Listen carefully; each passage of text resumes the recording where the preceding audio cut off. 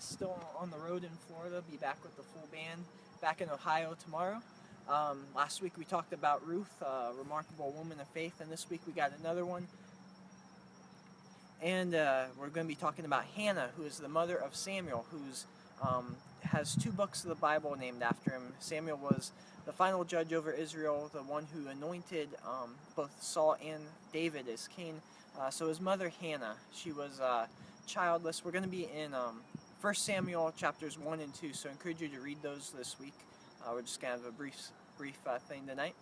So Hannah was she was childless, and much like we saw with Abraham, her husband didn't have faith in God providing, so he remarried so that he would have an heir. And this new wife, this lack of faith brought in strife because the second wife just ridiculed Hannah. So not only did she have the pain of not being able to have a child, she had the ridicule of the second wife on her.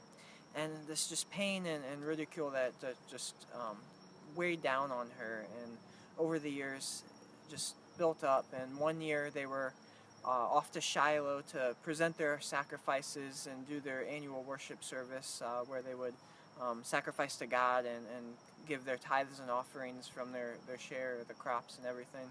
And she just broke down with Eli the priest. She opened up to him. She poured out her soul to God and just prayed and prayed and prayed that if God gave her a son, that she would dedicate that son to his service.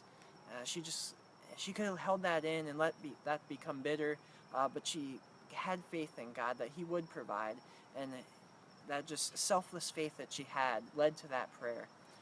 So when you have something just weighing on you, you're facing tough times, facing loss or ridicule, just know that God hears your prayers. And if you pray with selfless faith rather than selfish desire, God will hear your prayer and he will honor your prayer. So Hannah left Shiloh. She went home. She had a son named Samuel, and Samuel would go on to be judge over Israel, be the one to anoint 2 kings over Israel, 2 books of the Bible written after him. So just hold the faith. No matter what you're facing this week, know that God is your Father. He loves you, and take that pain and give it to him. Cry out to him. He hears your prayers.